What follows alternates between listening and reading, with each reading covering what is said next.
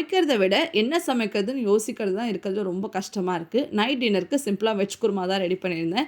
அதுக்கு carrot, beans, உருளைக்கிழங்க குட்டி குட்டியா நறுக்கி வேக போட்டேன். இந்த சைடு வாணல்ல வந்து எண்ணெய் ஊத்தி சோம்பு, பட்டை, லவங்கம், வெங்காயம் இது வதங்கின பிறகு தக்காளி, இஞ்சி, பூண்டு, ஒரு பச்சை மிளகாய் போட்டு நல்லா வதக்கி கொர கொரப்பா அரைச்சு எடுத்துக்கோங்க.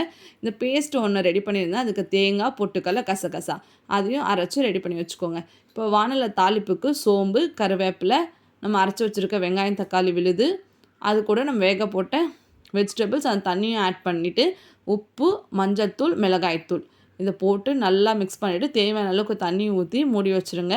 சைட் பை சைடு நான் இட்லியும் ஊற்றிக்கிட்டேன். இட்லி மட்டும் இல்லைங்க, இது தோசை, சப்பாத்தி, பூரி எல்லாத்துக்கூடயும் இதோட காம்பினேஷன் ரொம்பவே டேஸ்ட் நல்லாயிருக்கும்.